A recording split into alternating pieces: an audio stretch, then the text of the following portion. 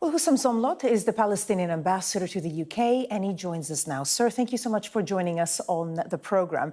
First of all, your reaction to this joint statement from the 25 nations and the comments you heard from David Lammy in the Commons. Those are strong words from the Foreign Secretary at Parliament today, and strong words in the UK plus 25 international partners earlier today. But Barbara, time has really long passed strong-worded statements. As you just reported, I mean, people are literally fainting and dying. We are upon an imminent mass death in Gaza right now. So we were expecting and hoping for action by all these countries, including the United Kingdom, actually starting with the United Kingdom, given the history and given the responsibilities here.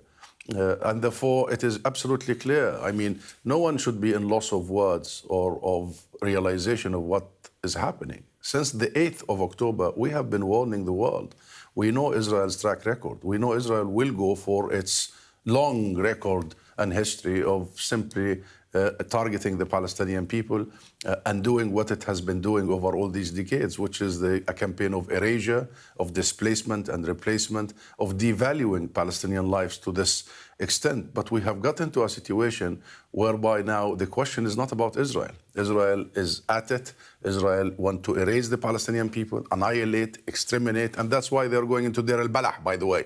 The last remaining community, the last remaining city with some aid structures, with some hospitals, with some water aquifers. And why would they do that, the last remaining? Because they want to finish off the entire Gaza Strip. The issue is not... If I could just jump in there. I mean, you mentioned that, it takes more than words, even though there are very strong words in the statement by David Lammy.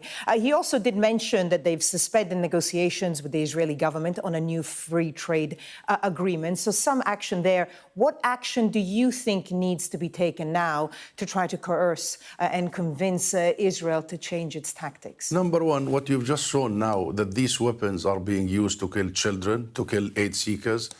There must be an immediate, comprehensive, full arms embargo. This is a legal obligation upon the UK and the rest of the international community. There should not be a conversation, at least since January last year, when the International Court of Justice said that the crime of genocide is plausible and Israel has been placed officially on trial for the crime of genocide. Second, sanctions.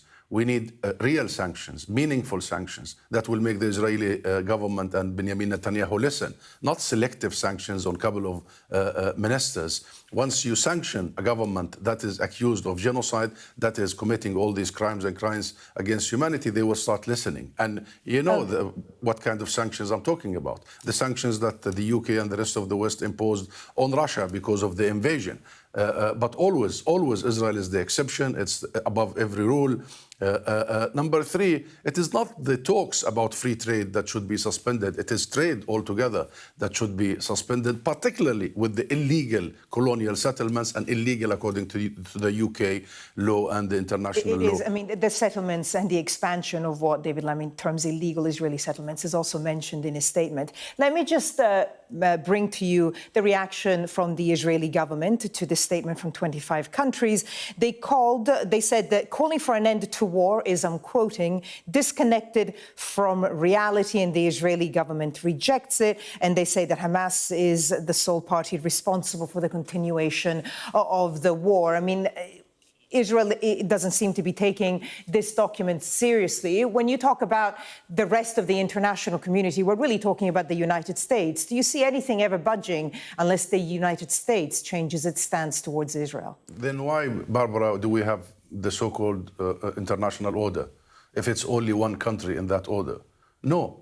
Every single country on this earth is responsible and has an obligation to act to prevent genocide. That's the whole idea after the horrors of the Second World War. That's why the entire humanity signed on the Prevention of Genocide Act.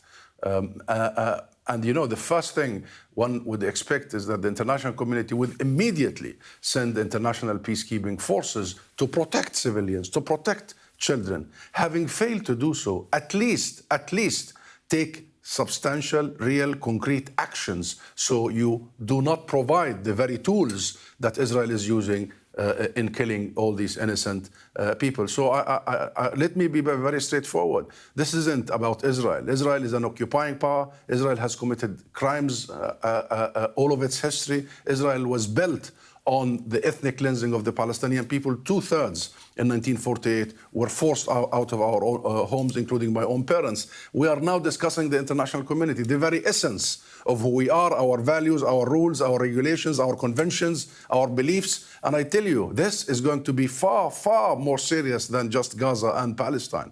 This will reach every single corner of the world. The question is, who is next if we don't enforce it? So yes, strong words are not enough at this point in time. It is not enough. And our children and your children, Barbara, will be studying this in the history books. And I assure you, every single child will be asking, where were you when this was happening? And I don't feel, I don't believe, I don't sense that the world is up for the task that we all committed some 70 years ago, never again. It seems the never again is not for all. The never again was meant to be only for the few. Husam Zomlot, Palestinian Ambassador to the UK. So we're going to have to leave it there. Thank you for sharing your thoughts with us.